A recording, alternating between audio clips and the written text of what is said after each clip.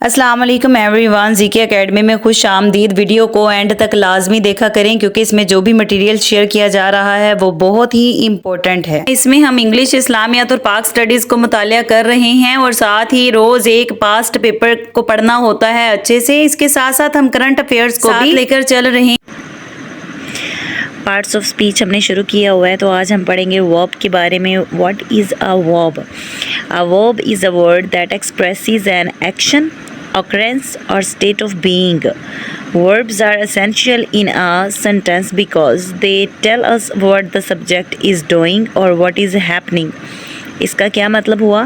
एक वर्ब वो होता है, मैंने आपको ना स्टार्ट में समझाया था कि ये हमारी पूरी यूनिवर्स है और इसमें इस पूरे यूनिवर्स में कोई ना कोई चीज़ है और उसका कोई ना कोई नाम होता है। उस नाम को कहते हैं नाउन। अब ये जो नाउन है ना, बेसिकली ये सब्जेक्ट है और ये जो सब्जेक्ट है ना, ये कोई ना कोई काम कर रहे हैं, कोई ना कोई एक्शन कर रहे हैं। अब वो जो उनका एक्शन है ना, वो जो काम है, वो कहलाता है वर्ब। जैसे सूरज जो है वो चमक रहा है, ज़मीन जो है वो सूरज के गिर्द घूम रही है, ठीक है। इसी तरह मैं आपसे बात कर रही हूँ, आप पढ़ रहे हैं, मैं पढ़ा रही हूँ, यानी कोई ना कोई चीज़, हर चीज़ कुछ ना कुछ कर रही है हमारे इर्द गिर्द, तो उसको कहते हैं वर्ब। इसकी टाइप्स हैं, टाइप्स ऑफ वर्ब हैं विद एग्जांपल। एक्शन वर्ब है सबसे पहली टाइप इसकी, एक्शन वर्ब। अमल ज़ाहिर करने वाले अफ़ाल, एक्शन वर्ब्स कौन सी हैं? दीज वर्ब्स शोज़ फिज़िकल और मेंटल एक्शन, जो जिस्मानी या जहनी एक्शंस को शो करती हों। जैसे फ़िज़िकल एक्शन में है she runs every morning. Runs मतलब दौड़ना, वो हर रोज़ दौड़ती हैं। दे प्लेड फुटबॉल, फुटबॉल खेलते थे। तो ये है फ़िज़िकल एक्शंस, कुछ ना कुछ किया जा रहा है फ़िज़िकली। मेंटल एक्शन में ही थिंक्स डीपली, वो सोचता है बहुत ज़्यादा। I believe in hard work, मैं मेहनत के काम पर यकीन रखता हूँ, बिलीव यकीन रखता हूँ, ठीक है। तो ये दिमाग से रिलेटेड है, तो इनको मेंटल एक्शन कहते हैं। उसके बाद सेकंड है लिंकिंग वर्ब, जो हालत या कैफियत ज़ाहिर करें, उनको लिंकिंग वर्ब कहते हैं। क्या मतलब? These verbs do not show action, ये एक्शन को शो नहीं करते। दे लिंक द सब्जेक्ट, ये सब्जेक्ट को लिंक करते हैं to a word that describes it, एक वर्ड के साथ जिसको डिस्क्राइब कर रहा होता है। यानी आपको ना एक जगह पे दो वर्ब नज़र आएंगे, आपको समझ नहीं आ रहा होगा इसमें से मेन वर्ब कौन सा है और इसके साथ वाला वर्ब क्या है। ये दो वर्ब हैं, तो उनमें से एक लिंकिंग वर्ब होता है। इसको एग्जाम्पल्स से समझते हैं। अच्छा, कॉमन लिंकिंग वर्ब्स कौन कौन सी हैं? Is, am, are, was, were, be, been, become, seem, ये सारे के सारे लिंकिंग वर्ब हैं। एग्जाम्पल देखें, शी इज़ हैप्पी, तो आपको लग रहा होगा इसमें तो कोई वर्ब यूज़ ही नहीं हुआ, तो इसमें वर्ब यूज़ हुआ है। इसमें जो इज़ है ना, ये वर्ब है, लेकिन इसको हम यहाँ पे लिंकिंग वर्ब कहते हैं। द सूप स्मेल्स डिलीशियस, तो स्मेल्स यहाँ पे क्या है? ये लिंकिंग वर्ब है। नेक्स्ट आ जाता है हेल्पिंग वर्ब, मददगार, helping verb. these verbs help the main verb in a sentence, ये सेंटेंस में मेन वर्ब को की हेल्प कर रहे होते हैं। उसमें कौन कौन से हैं जी? Is, am, are, was, were, have, has, had, will, shall, can, may, might, must, should, could, would, ये सारे के सारे हेल्पिंग वर्ब्स हैं। इसको एग्जाम्पल से समझते हैं। He is going to school, वो स्कूल जा रहा है, तो यहाँ पर इज़ जो है ना, ये हेल्पिंग वर्ब है और जो मेन वर्ब है वो गोइंग है। They have finished their work, तो यहाँ पे जो हैव है ये हेल्पिंग वर्ब के तौर पे यूज़ हो रहा है। 4 पे आ जाता है ट्रांजिटिव वर्ब, जो मफूल के साथ इस्तेमाल हो उनको ट्रांजिटिव वर्ब कहते हैं। These verbs need an object to complete their meaning, याद रखिएगा ट्रांजिटिव वर्ब कौन से होते हैं कि जिनके साथ ऑब्जेक्ट होना बहुत ज़रूरी होता है, उसके बाद ही इसके मीनिंग फुलफ़िल होते हैं, पूरे सेंटेंस की समझ आती है। ये ट्रांजिटिव वर्ब है। एग्जाम्पल से समझते हैं। She wrote a letter. अब लेटर लिखना ज़रूरी था क्योंकि रोट, हमें क्या पता क्या रोट, उसने क्या लिखा हमें नहीं पता, तो इसके साथ आ लेटर लिखना बहुत ज़रूरी था। ही बॉट, उसने ख़रीदा, तो इसके साथ ऑब्जेक्ट आना ज़रूरी है। आ कार, उसने कार को ख़रीदा। ही बॉट आ कार, तो इनको हम कहते हैं ट्रांसिटिव वर्ब। नेक्स्ट है इंट्रांसिटिव वर्ब्स, जो बग़ैर मफ़ूल के मुकम्मल हो, यानी इसके लिए हमें ऑब्जेक्ट की ज़रूरत नहीं होती। These verbs do not need an object, इनको ऑब्जेक्ट की ज़रूरत नहीं होती। फॉर एग्ज़ाम्पल, ही स्लीप्स पीसफुली, वो बड़े आराम से अमन से सोता है। द बेबी क्राइड, बच्चा रो रहा है। यहाँ पे हमें किसी किस्म की भी हेल्प, उसकी ऑब्जेक्ट की ज़रूरत नहीं थी, तो इसको इंट्रांसिटिव वर्ब कहते हैं। और ऐसे वर्ब्स जिसमें ऑब्जेक्ट की ज़रूरत होती है उसको ट्रांसिटिव वर्ब्स कहते हैं। उसके बाद आ जाता है रेगुलर वर्ब्स। ये बहुत आसान है, आपने छोटे बच्चों को पढ़ाया होगा 3-4 क्लास में। ये वो होते हैं जिसमें दूसरे तीसरी फॉर्म के साथ ना ईडी लगता है, जैसे प्ले के साथ प्लेड प्लेड, वॉक के साथ वॉकड वॉकड, ईडी लगता है सिंपल। और इरेगुलर वो होते हैं इरेगुलर वर्ब्स कि जिनकी फॉर्म बदल जाती है, जैसे गो को हम वो ईडी तो नहीं लगाएंगे, गोड तो नहीं बनाएंगे, गो को हम लिखेंगे वेंट गोन, ईट एट ईटन, आगे वाले चेंज हो जाते हैं, इसकी सेकंड और थर्ड फॉर्म चेंज हो जाती है।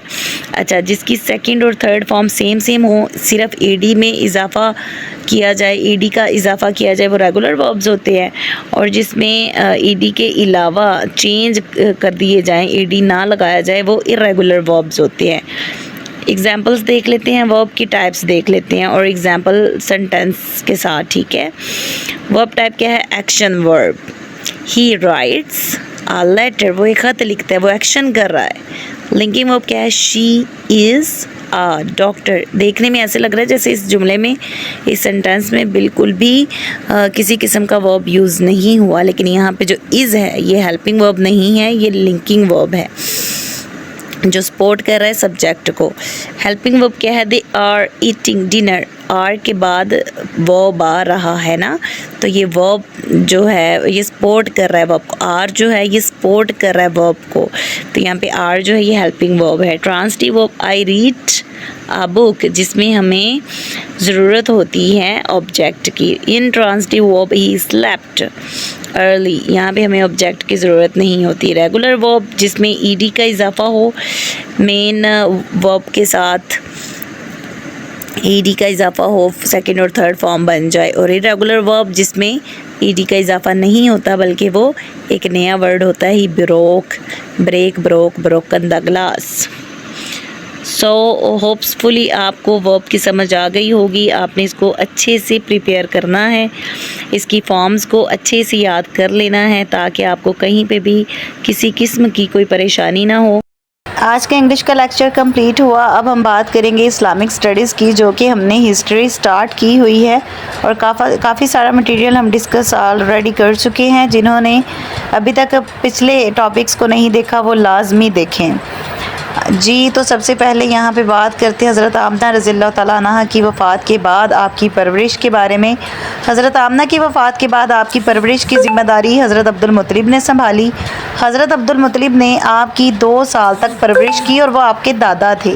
आपके दादा हज़रत अब्दुल मुत्तलिब का दूसरा नाम शीबा था। शीबा का मतलब होता है सफ़ेद बालों वाला। हज़रत अब्दुल मुत्तलिब के 10 बेटे और 4 बेटियां थी। हज़रत अब्दुल मुत्तलिब का इंतकाल 578 ईस्वी में हुआ। वफ़ात के वक्त आपकी उम्र तकरीबन 94 साल थी। हज़रत अब्दुल मुत्तलिब की वफ़ात के वक्त आप सल्लल्लाहु अलैहि वसल्लम की उम्र मुबारक 8 साल थी। हज़रत अब्दुल मुत्तलिब जो कि आप सल्लल्लाहु अलैहि वसल्लम के दादा अब्बू थे, उनकी वफ़ात के बाद आपकी परवरिश। हज़रत अब्दुल मुत्तलिब की वफ़ात के बाद आप सल्लल्लाहु अलैहि वसल्लम की परवरिश हज़रत अबू तालिब ने की थी, जो आपके चचा थे। हज़रत अब्दुल मुत्तलिब की वफ़ात के बाद काबा की वलायत भी हज़रत अबू तालिब के सुपुर्द हुई। आपने 12 साल की उम्र में अपना पहला तजारती सफ़र किया था शाम की तरफ हज़रत अबू तालिब के साथ। इस सफ़र में आपकी मुलाकात बहरा राहब से हुई थी। बहीरा राहब ने आपकी नबूवत की पेशन गोई की। हरब फज्जार के वक्त आपकी उम्र मुबारक 15 साल। हल्फुल फजूल के मुआहदे के वक्त आपकी उम्र मुबारक तकरीबन 20 साल थी। 22 साल की उम्र मुबारक में आप सल्लल्लाहु अलैहि वसल्लम को सादिक कहा जाने लगा, जबकि अमीन आपको 35 साल की उम्र में मिला था अमीन का लक़ब। आपने शाम का दूसरा सफ़र 25 साल की उम्र में तकरीबन 595 में किया था।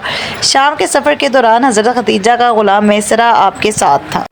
इस्लामियात का आज इतना ही टॉपिक पढ़ेंगे हम। नेक्स्ट मुग़ल डायनेस्टी के बारे में जो हम पढ़ रहे हैं 1526 टू 1857, उसके हवाले से मज़ीद इन्फॉर्मेशन देखते हैं। स्टूडेंट्स, क्या आप जानते हैं कि दुनिया में 3 टाइप्स जो है ना द ग्रेट पीपल थे दुनिया में टोटल कौन कौन?